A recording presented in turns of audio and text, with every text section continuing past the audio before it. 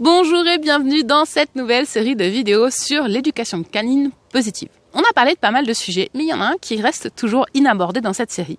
C'est les besoins de notre chien et à quel point c'est important pour pouvoir éduquer notre chien.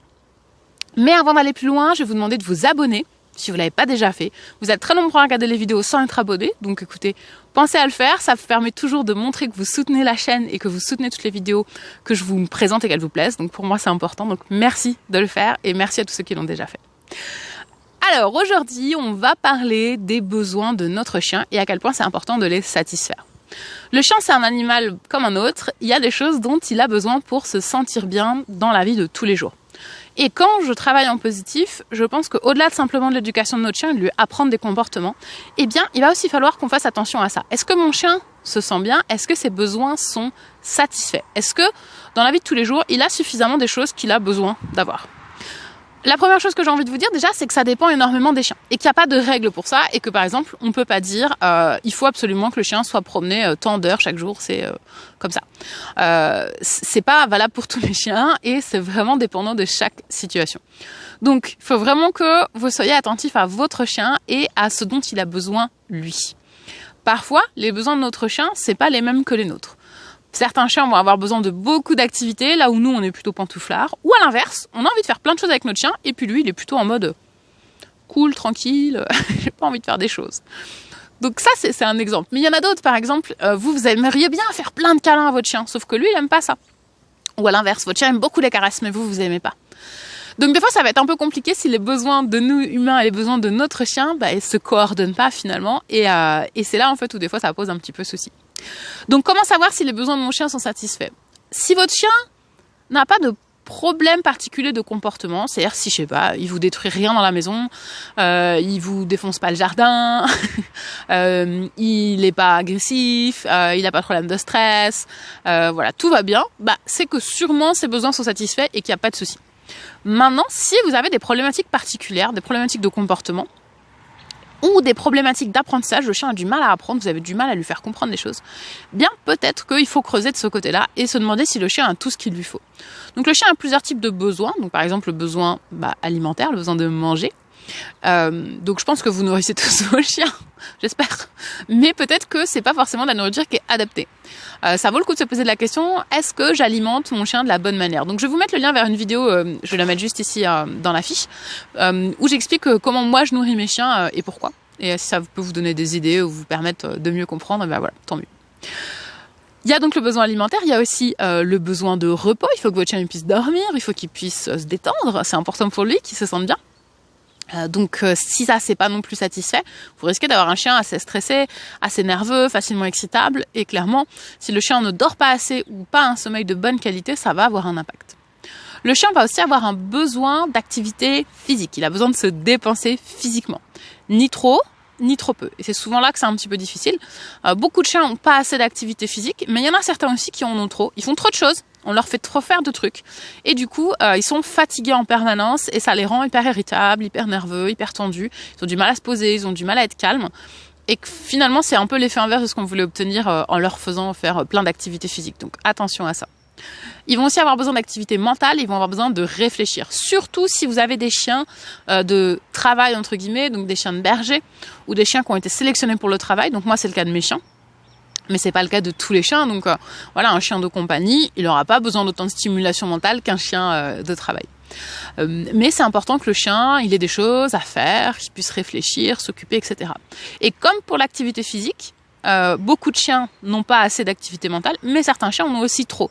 Et parfois, il y a des chiens qui ont un agenda de ministre, où le matin, ils vont faire de l'agility, le midi, ils vont faire des tricks, le soir, ils vont aller faire la balade, et en fait, ils font tellement de choses dans la journée que c'est assez éloigné de leurs besoins et de ce qui est nécessaire pour qu'ils se sentent bien. Et finalement, c'est plus dommageable qu'autre chose. Donc attention à ça, à pas faire non plus trop d'activités à votre chien. Il faut que ça reste raisonnable. Il faut que le chien il soit suffisamment stimulé, mais pas que ça devienne quelque chose qui le dépasse et qui du coup entraîne des mauvaises conséquences. Le chien a également besoin d'interaction sociale, donc avec les humains, vous, mais aussi les autres humains de la famille ou autour de lui. Encore une fois, ça va être dépendant de chaque chien. Il y a des chiens qui vont adorer rencontrer des gens, interagir avec des humains, et voilà. à avoir des caresses, etc. Il y a d'autres chiens qui vont pas du tout être comme ça, qui vont être plutôt j'aime bien mon maître, et puis les autres sans plus, quoi. Donc ça encore une fois, ça dépend des chiens.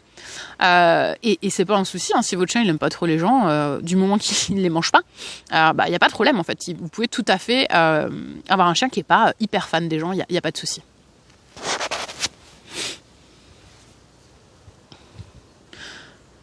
Il y a aussi les interactions avec les autres chiens. Là-dessus, je pense que je vais faire une vidéo carrément sur le sujet parce qu'il y a tellement de choses à dire, tellement d'idées préconçues. Où on voudrait que notre chien il soit copain avec tous les chiens, qu'il joue avec tous les chiens parce que c'est trop cool et tout. Alors qu'en fait, pour beaucoup de chiens, c'est quelque chose qui est très très difficile. Ils aiment pas forcément ça. C'est difficile pour eux, ils ont pas envie, ou alors il y a trop de chiens et du coup ils n'arrivent pas à gérer. Et le chien, il est pas fait en fait pour interagir avec plein de chiens tout le temps, quoi. Donc ça, c'est important. Je trouve que c'est mieux d'avoir plusieurs chiens dans le foyer et que ça se passe bien entre eux, plutôt que le chien rencontre plein de chiens différents régulièrement et au final, ça se passe pas forcément très bien. Malgré tout, voilà, on fait aussi comme on peut avec nos possibilités. Et du coup, offrir à notre chien des interactions avec les autres chiens, c'est important, mais il faut que ce soit fait de la manière dont le chien a envie et sans le forcer et que ça reste des choses qui sont positives pour lui. Du coup, on peut aussi identifier un autre besoin de notre chien qui va être le besoin de santé, le besoin de se sentir bien, d'être dans le bien-être. Là-dessus, je pense qu'il y a souvent un peu de progrès à faire parce qu'on n'est pas forcément assez attentif à ça. Par exemple, notamment au niveau de la gestion de la douleur. C'est toujours quelque chose qui est un peu compliqué, surtout avec les chiens vieillissants.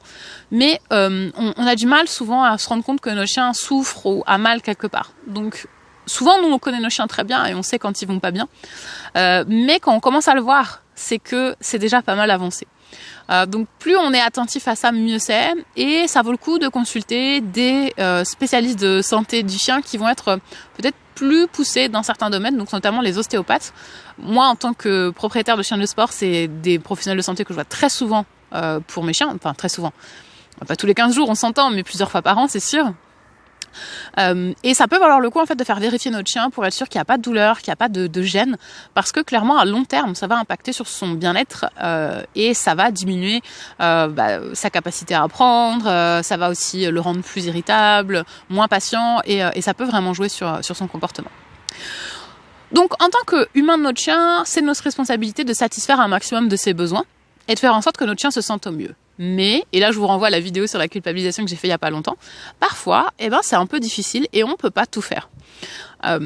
Et en fait, je pense que c'est impossible d'offrir à notre chien la vie dont il a vraiment besoin. Tout simplement parce que c'est impossible de savoir exactement de quoi notre chien a besoin. Donc forcément, il y aura des choses qui vont pas être idéales et qui seront pas parfaites. Et c'est normal parce que de toute façon, on peut pas savoir ce qui sera parfait pour lui. Tout ce qu'on peut faire, c'est faire notre mieux, voir ce qui lui correspond et puis faire en sorte que notre chien il se sente bien. Mais peut-être qu'à certaines périodes, vous aurez moins de temps pour faire certaines choses, moins de temps pour vous en occuper. Parce que voilà, c'est la vie aussi. Vous avez, changé de travail, vous venez d'avoir un enfant, etc.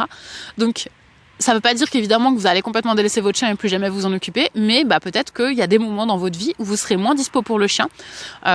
Et en fait, c'est comme ça. C'est juste comme ça. Et c'est pas grave, c'est des phases et c'est normal en fait. Donc voilà, j'ai envie de finir sur cette notion-là parce que je trouve que souvent on met beaucoup de poids sur les propriétaires, sur les épaules des propriétaires de chiens. Voilà, avec beaucoup d'injonctions en fait de il faut faire ça, il faut absolument faire ci, faire ça, tu fais pas ça mais c'est pas bien et en fait du coup on est complètement perdu, on sait plus ce qu'on doit faire, on culpabilise, on a l'impression de jamais faire assez bien, alors qu'en fait moi je pense que si vous êtes là, je suis quasiment persuadée avec votre chien, il est mieux traité que la grande majorité des chiens dans le monde et qu'il a déjà plein de choses qui sont super cool pour lui. Donc bien sûr, on peut toujours améliorer les choses et je trouve ça top d'être dans cette démarche-là et de se poser ce genre de questions. Mais c'est pas pour autant que votre chien, il est malheureux si jamais il n'a pas eu sa balade du jour ou il n'a pas fait son activité qu'il devait faire d'habitude. Voilà, ça en fait pas un chien triste, ça en fait pas un chien malheureux. En fait, je pense que vous avez vu, vos chiens, ils sont quand même globalement très heureux et ils se contentent de peu. Et c'est sûrement une leçon qu'il faudrait qu'on enregistre nous en tant qu'humains, apprendre à se contenter de peu. Mais voilà, donc ne vous mettez pas la pression sur ça, faites au mieux et puis surtout profitez de vos chiens parce que je pense que c'est ça le plus important. Voilà pour cette vidéo. Donc j'espère qu'elle vous a plu et qu'elle vous a éclairé sur certains points importants. Dites-nous dans les commentaires ce que vous en avez pensé, si vous avez des questions surtout. Et j'aimerais beaucoup échanger voilà, sur ce sujet-là. Est-ce que c'est des choses qui vous posent problème en fait, satisfaire les besoins de votre chien? On se retrouve demain dans une vidéo où je vais vous parler du clicker training. Je sais que vous attendez ça depuis longtemps. Donc voilà, ça sera demain à 18h30. Donc abonnez-vous pour avoir les notifications pour voir la prochaine vidéo. Et puis du coup, je vous dis à demain pour parler chien.